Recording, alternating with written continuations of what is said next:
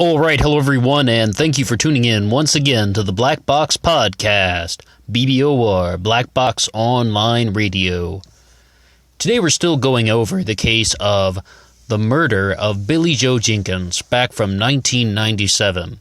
And this is really going to zone in on the prime suspect in that one, Sean Jenkins, her foster father, who was tried 3 times for this and eventually acquitted.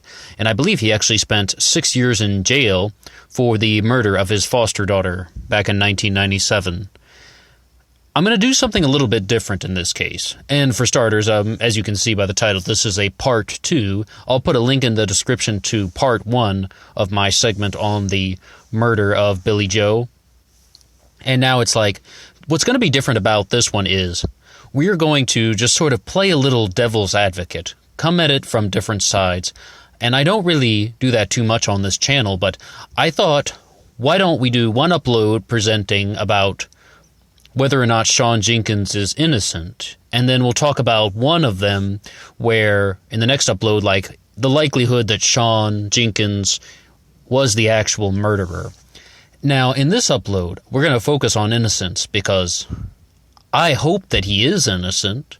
Always in cases like this, I really would hope that he is the person of his, position, the father, the foster father, the stepfather. I would hope that that person is not guilty because that just makes the tragedy so much worse, somebody murdering their foster child. I mean, this is already a tragedy. I hope it wouldn't become more tragic. I know that wouldn't bring closure, but it's kind of just a personal feeling. However, these things do happen, though, so we gotta look at some of the facts. When discussing the innocence of Sean Jenkins for the murder of his foster daughter, one of the largest things that comes up is something I mentioned in the first part, the time frame. There is an extremely small time that Sean would have been alone with Billie Jo in order to commit the murder. I've talked about that one a lot, and pretty much he had about 3 minutes to commit the murder, right? And because the rest of the time, he's with his other daughters in the car. And I noticed on the comment sections and a lot of other videos, people have been saying stuff about how the biological daughters were going to go to the shop while the foster kid was staying at home painting. Well, they were going to a DIY store to get white spirit, the paint thinner, so the other daughters could participate in the painting. As far as I understand, Billie Jo was treated like one of the family. Sean completely denied the allegations of physical abuse, but we do have all the daughters and the ex-wife Lois stating that he was a strict disciplinarian and even physically abusive. But this is supposed to be devil's advocate in favor of his innocence. So let's talk about one big thing that was, in favor of the Sean Jenkins not guilty verdict. When they returned from the store where they did not buy the white spirit, but they returned, there was possibly a side gate that was open where Billie Jo was found on the patio, leading to where Billie Jo was found on the patio. One of the daughters recalls that, and she says it's very likely that it was open. And I think she's trying to say that it was closed when they left and it was open when they came back. But she didn't really remember too much because at first, they're coming back. She's not really thinking about that because her mind is, elsewhere. She's not really trying to memorize all the details. And then you find your foster sister dead.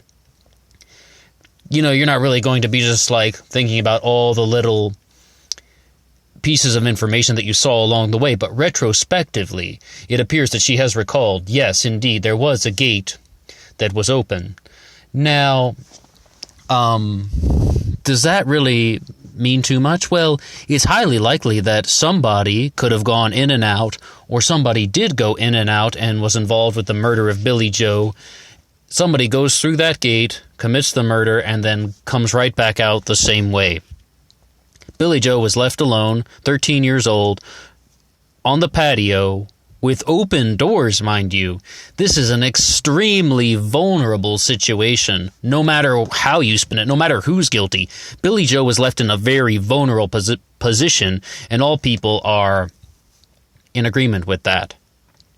Some other things that I feel are kind of going against the case that Sean Jenkins was the murderer here.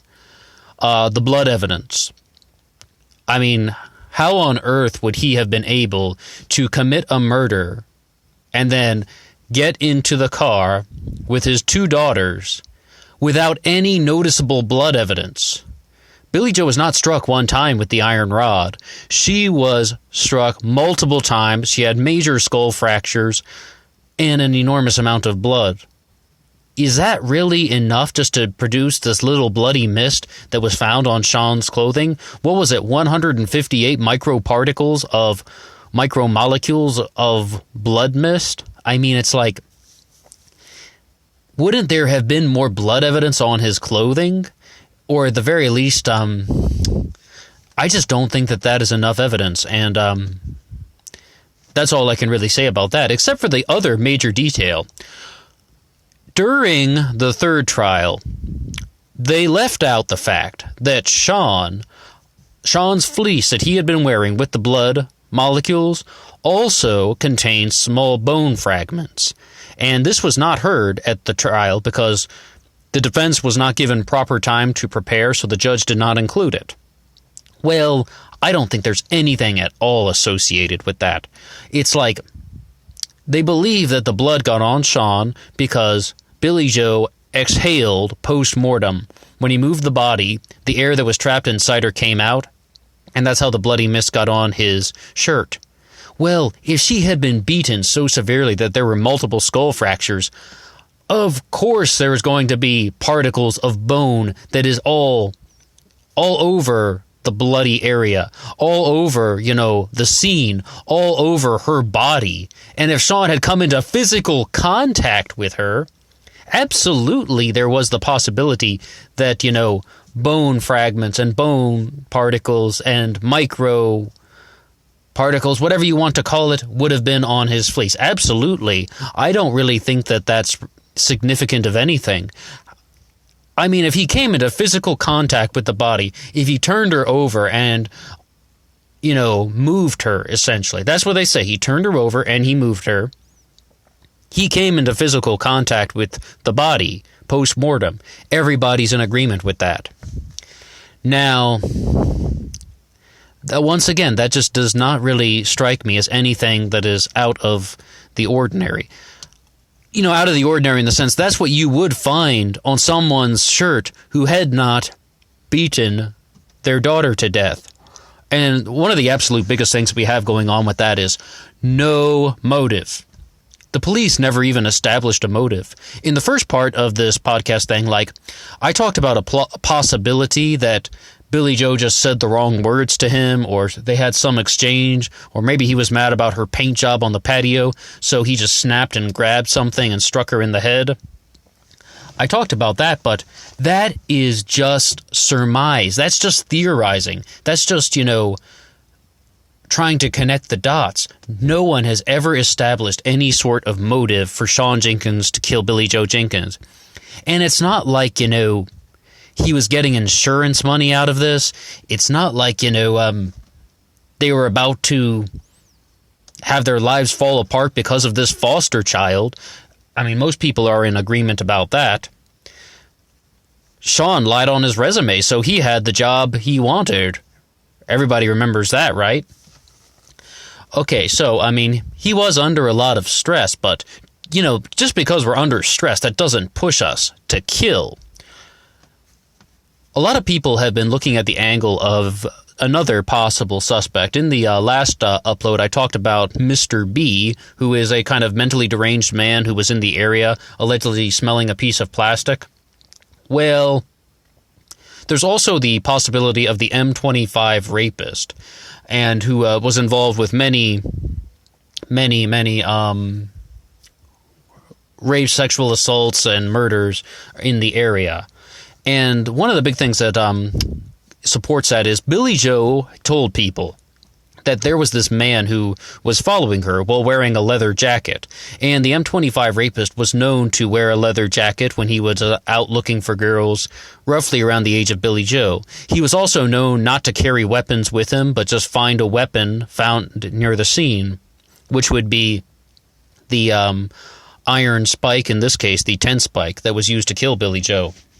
Now, all of that fits, except for the fact that Billie Jo was not sexually assaulted. In the first part of this podcast, I talked about how, it's possible that someone tried to do something, someone attempted something, but Billie Jo ran in the house and that person panicked, or even just that person, just ended her life as quickly as possible. So was this the work of the M25 rapist? I don't know completely, but I believe he is now deceased. He died in prison, so we never got a confession out of him. But it definitely does sound like it's something very similar to him. Furthermore, this Mr. B, this mentally deranged man, who had an obsession with smelling plastic and carrying plastic around, and then there is plastic found in Billie Jo's nose, upper nostril. I mean, that also sounds very, very likely. And furthermore, that also, sounds almost a bit more plausible than Sean, mentally deranged man or serial murderer and rapist. It's like they lived in a high crime area, and this was just an accident waiting to happen, leaving the house with the patio doors open. Billie Jo is home alone. This was almost a tragedy waiting to happen. However, there's such a small time frame for Sean. I mean, other than just the notion of Sean going berserk, of Sean Jenkins losing control, that really is not much to go on. And one of the big things, I'm sorry for raising my voice, but just one of the things that I don't hear people talking about that much is, what on earth was Sean doing with the spike? If this had been the result of Sean Jenkins, why on earth was there this tent spike that's used for carnival tents? Why on earth was that around?